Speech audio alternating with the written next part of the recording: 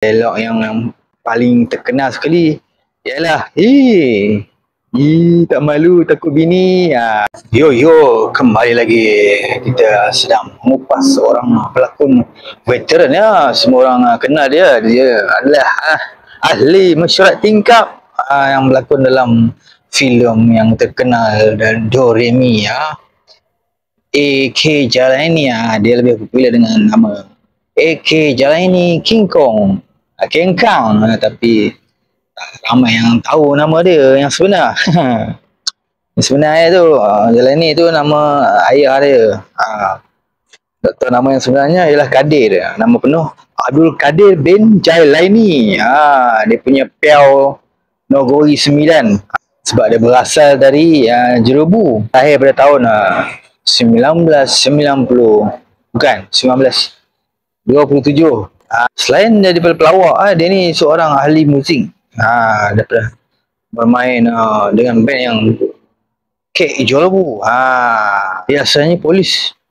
Tapi entah macam mana pula pada tahun 1966 dia dijemput oleh P. Ramlee untuk berlakon dalam filem Doremi yang membawa watak yang popular iaitu ahli mesyuarat tingkap. Dialog yang paling terkenal sekali ialah tak malu takut bini. Itu dialog yang popular lah dalam filem Doremi yang bersama dengan A.R. Tompel lah, yang kena ketuk kepala tu. Sebab dia bagi jawapan yang salah pada A.R. Tompel. Sebab tu dia berlakon dalam beberapa filem lagi lah. Semua pelawak yang lain. Antara partner awal pelawak ni pentas iaitu Jamali Syadat, Hamid Gurka, Jamil Sulong, siapa lagi? Ayapan dan Param. Kemudian generasi baru lah.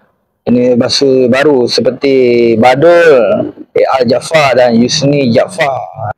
Filem terakhir yang berlakon pada tahun 1984 ialah Pagar-Pagar Cinta bersama A.R. Badul.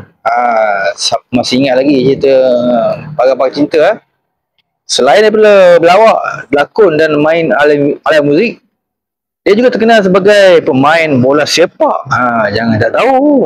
Dia main di sebuah kelab di Jerubu.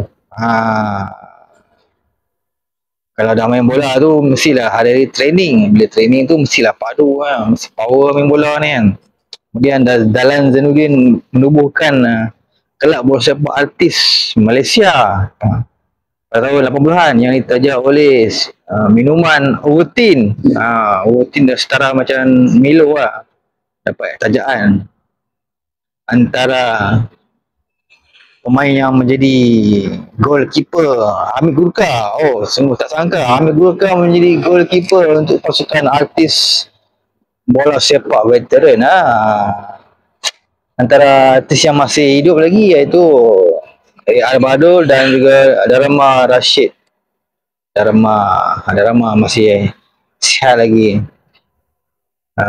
Semua dah tak ada dah, termasuk Kadir Jalaini.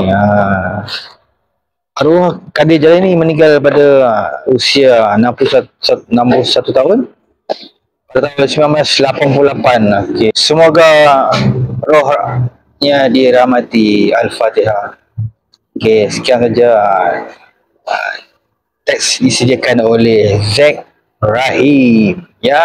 Sehingga kita berjumpa lagi. Bye bye.